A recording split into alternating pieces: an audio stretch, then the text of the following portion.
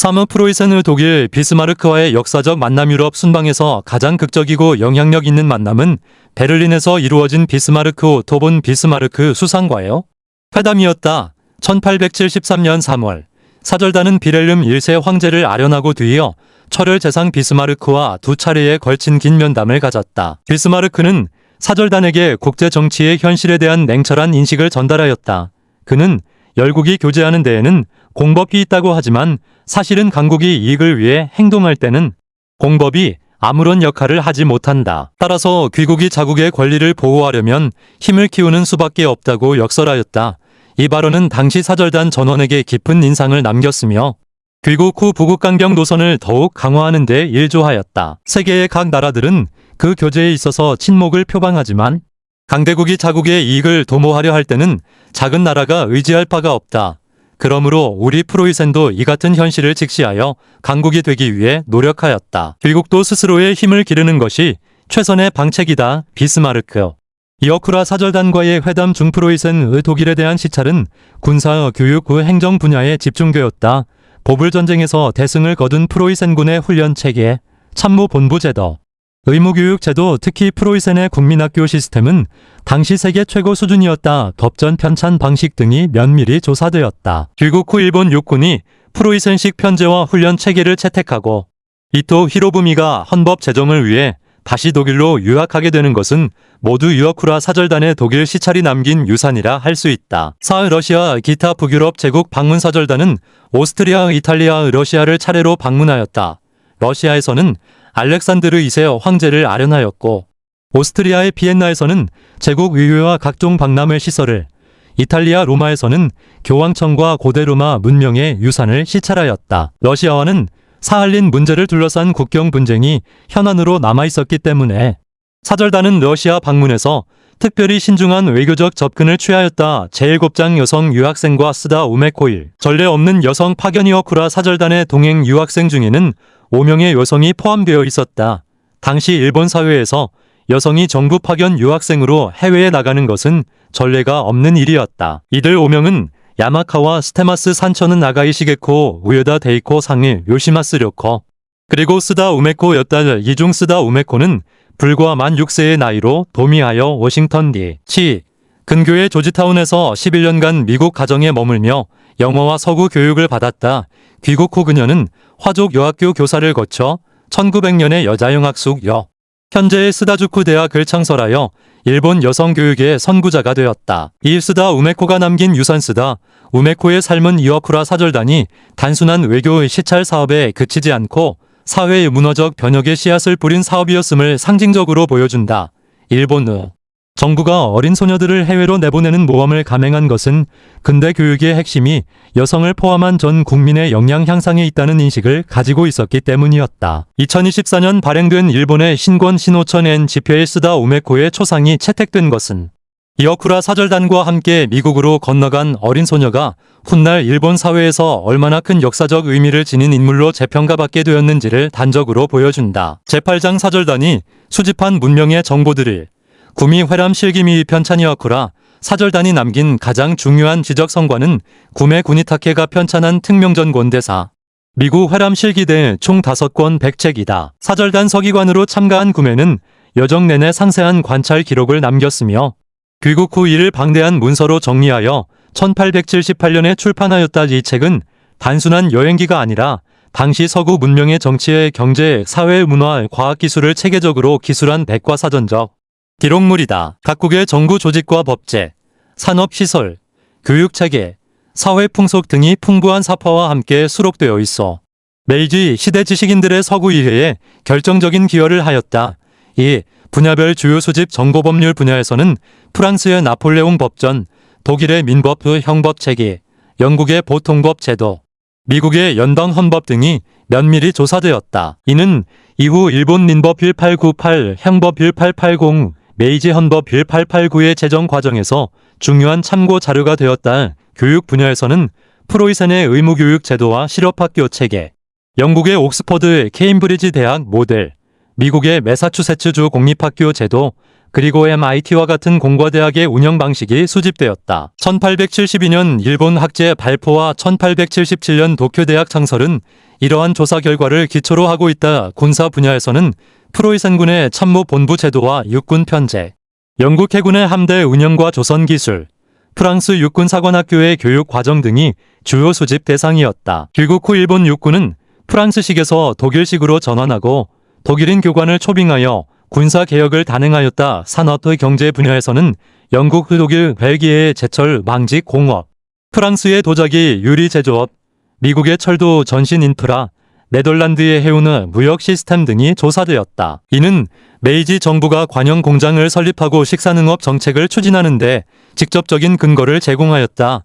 제구장 귀국 이후의 정치적 격동과 메이지 개혁일, 정알론 논쟁과 정면 1873년 9월 사절단이 귀국하자 일본 국내에는 심각한 정치적 위기가 기다리고 있었다. 사절단이 부재한 사이 유수 정부에 남아있던 사이고 다카모리 서, 이타가키 다이스케 등은 조선에 무력 제재를 가해야 한다는 정알론을 강력하게 주장하고 있었다. 귀국한 이와쿠라, 오쿠보 기도 등은 서구 열강의 실력을 직접 목격하고 돌아온 터라 현 시점에서 대외 전쟁을 일으키는 것은 국가의 내실을 다지기 전에 무모한 모험이라 판단하였다. 이들은 내치 우선 정책을 관철시켜 정알론을 부결시켰고 사이고 다카모리를 비롯한 정알론 지지 세력이 정부에서 대거 이탈하는 메이지 6년에 정변 명육이 발생하였다. 이로써 이와쿠라 사절단 귀국파는 메이지 정부의 주도권을 완전히 장악하게 되었다기에 내무성 설치와 오쿠보의 개혁정변 이후 최고 실력자로 등장한 오쿠보 도시미치는 1873년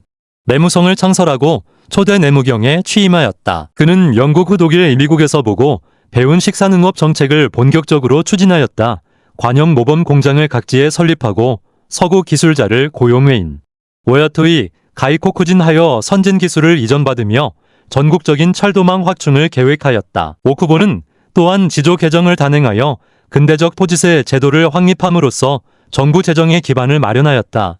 그의 개혁은 이와쿠라 사절단에서 체득한 서구 문명의 경험을 구체적인 정책으로 전환시킨 것이었으나 지나치게 급진적인 개혁에 반발하는 사족 세력의 저항을 불러일으켜 1878년 암살당하는 비극으로 끝났다. 사마이토 히로부미와 헌법 제정 이와쿠라 사절단의 참여자 중 가장 오랫동안 영향력을 유지한 인물은 이토 히로부미였다.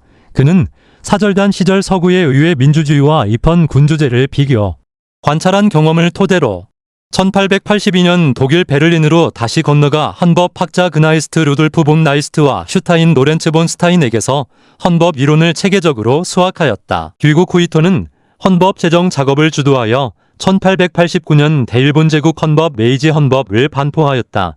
이 헌법은 천황 주권과 내각 책임제를 결합한 흠정 헌법으로서 영국의 의원 내각제보다는 프로이센의 황제 중심 체제에 가까운 형태였다. 이는 이와쿠라 사절단 시절부터 형성된 일본적 근대화의 방향성을 구체적으로 반영한 것이었다사 교육 개혁과 학제 정비 교육 분야에서도 이와쿠라 사절단의 시찰 결과는 즉각적인 제도 개혁으로 이어졌다. 사절단이 귀국하기 직전인 1872년 이미 학제가 발표되어 전국 단위의 근대 공교육 체계가 수립되었으며 1877년에는 도쿄대학이 1886년에는 제국대학령이 제정되어 고등교육 체계가 정비되었다. 초등교육의 의무제화는 프로이센 모델을 참조하였고 실업교육의 중시는 영국과 미국의 사례를 기반으로 하였다.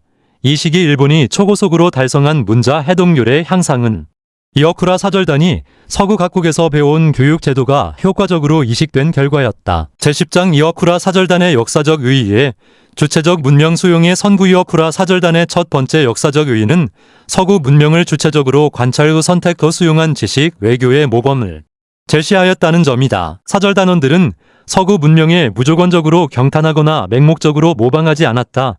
오히려 각국의 제도와 관행을 비판적으로 비교하고 일본의 현실에 맞는 요소를 선별적으로 받아들이는 화혼양태혼의 정신을 실천하였다. 예컨대 사절단은 영국의 의회 민주주의를 보면서도 그것의 일본 즉각 도입에는 신중론을 취하였고 독일의 강력한 행정국가 모델에서 일본적 근대화의 방향을 찾았다. 프랑스 법전에서 법률 체계의 근간을 빌리되 일본 전통의 가족 제도를 유지하는 방향으로 민법을 편찬하였다. 이러한 선별적 능동적 수용 방식은 이후 메이지 일본 모델의 핵심 특징이 되었다. 이 국가 비전의 공유와 엘리트 결속 두 번째 위는 이어쿠라 사절단이 메이지 정부 지도층 사이에 공유된 국가 비전을 형성하는 데 기여하였다는 점이다. 정치적 성향과 출신이 다른 이어쿠라 이기도 오쿠보 이토 등이 1년 10개월 동안 함께 서구를 순방하면서 일본이 나아가야 할 방향에 대한 집단적 인식을 공유하게 되었다. 물론 귀국 후 이들 사이에서도 내치 우선이냐 외정 외우선이냐, 영국 모델이냐 독일 모델이냐를 둘러싼 갈등이 없었던 것은 아니다. 그러나 서구 문명을 직접 체험하고 부국강병의 긴박성을 공유하게 된 이 지도자들이 이후 20여 년 동안 메이지 정부의 근대화 노선을 일관되게 추진할 수 있었던 데에는 사절단 경험이 형성한 집단적 의식이 큰 역할을 하였다. 사무제도 설계의 청사진 제공 세 번째 의의는 이어쿠라 사절단이 메이지 일본의 제도 개혁을 위한 구체적인 청사진을 제공하였다는 점이다. 구메 구니타케의 구미 화람 실기를 비롯한 각종 보고서와 개인 기록들은 이후 수십 년에 걸쳐 일본의 법률, 교육, 군사, 산업 분야 개혁의 실무 참고서로 활용되었다. 사절단에 동행한 각 분야 전문가들은 귀국 후 해당 분야의 제도 설계에 직접 참여하였다. 이들이 현지에서 관찰하고 기록한 자료들은 입법, 행정, 사법의 각 영역에서 서구 제도를 번역, 의식하는 작업의 토대가 되었다. 오늘날의 관점에서 보면 이어쿠라 사절단은 정부가 파견한 초대형 제도 설계 리서치팀의 성격을 갖고 있었다고 할 수 있다사 일본 외교사의 획기적 사건 네 번째 의의는 이어쿠라 사절단이 일본 외교사에서 차지하는 획기적인 위치이다. 그것은 단순한 외교 사절단을 넘어 일본이 국제사회에 처음으로 주권 국가로서 자신을 당당히 내보인 사건이었다.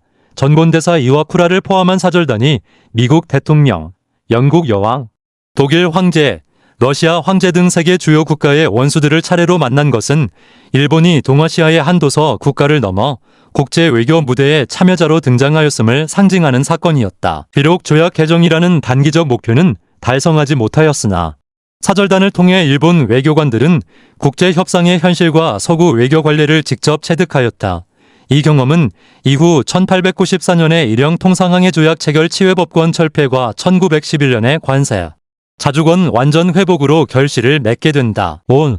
동아시아 근대화의 참조 모델 이어쿠라 사절단의 의의는 일본 국내를 넘어 동아시아 근대화의 역사적 맥락에서도 중요하게 평가된다.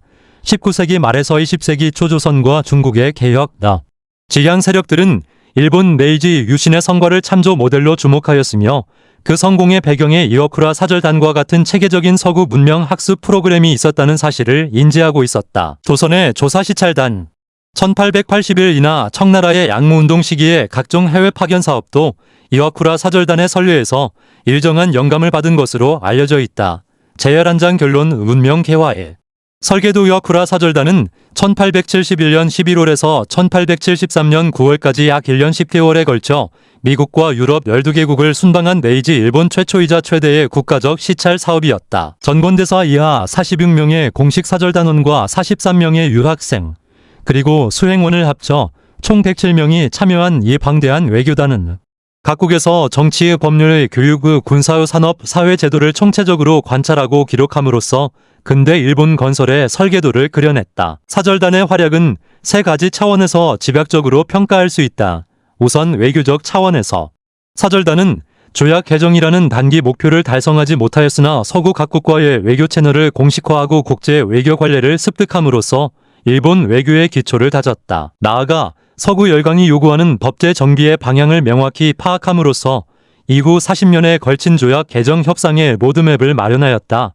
지식구 제도적 차원에서 사절단은 구메 구니타케의 구미 화람 실기를 비롯한 방대한 기록을 통해 서구 문명의 정수를 체계적으로 정리하였다. 이 기록들은 메이지 정부가 법전, 헌법, 교육령, 군제 등의 각종 근대적 제도를 설계하는 과정에서 실질적인 참고 자료로 기능하였다. 특히 이토 히로부미를 비롯한 사절단 참여자들이 귀국 후 해당 분야의 개혁을 직접 주도함으로써 현장 체험과 제도 설계 사이에 직접적 연결고리가 형성되었다. 인적 차원에서 사절단은 메이지 일본의 지도층이 서구 근대 문명을 공동으로 체험하고 국가 비전을 공유하는 중요한 계기를 제공하였다. 이어쿠라 이기도 오쿠보 이토 등 사절단 참여자들은 귀국 후 정알론을 물리치고 내치 우선 후 부국강병 노선을 일관되게 추진하였으며 이것이 1880에서 90년대 일본의 급속한 근대화를 가능하게 한 정치적 원동력이 되었다. 물론 이어쿠라 사절단이 일본 근대화의 명암 명중 명명 일측면만을 대표하는 것은 아니다. 메이지 유신 이후 일본의 근대화는 부국강병 이념 아래 군국주의적 팽창으로 이어졌고 이는 조선 침략과 아시아 태평양 전쟁의 비극으로 귀결되었다. 이어쿠라 사절단이 서구에서 배워온 제국주의적 국가관과 강대국 논리가 이후 일본 제국주의의 사상적 근거 중 하나가 되었다는 비판적 시각도 존재한다. 그럼에도 불구하고 이어쿠라 사절단이 세계사적으로 유래를 찾기 어려운 대규모 국가학습 프로젝트였으며 그것이 19세기 일본의 극적인 근대화 성공에 결정적으로 기여하였다는 사실은 부정할 수 없다. 당시 아시아의 비서구 국가들 중에서 식민지화를 피하고 독립적인 근대 국가로 발전한 유일한 사례로서의 일본, 그 일본의 역사적 궤적은 이어쿠라 사절단이 없이는 설명될 수 없다. 이어쿠라 사절단은 오늘날에도 여러 의미에서 현재적 시사점을 제공한다. 급격한 문명 전환의 시대에 국가가 어떻게 체계적으로 학습하고 변화를 기획해야 하는가? 외래 문명을 수용할 때 주체성을 어떻게 유지할 것인가? 그리고 변화와 전통의 조화를 어떻게 이룰 것인가라는 보편적 문제들에 대해 이어쿠라 사절단의 경험은 여전히 풍부한 성찰의 소재를 제공하고 있다. 1878년 출판된 구미 회람실기는 오늘날 일본 국립공문서관에 소장되어 있으며 유네스코 세계기억유산 메모리 오브 더 월드 등재가 추진되고 있다.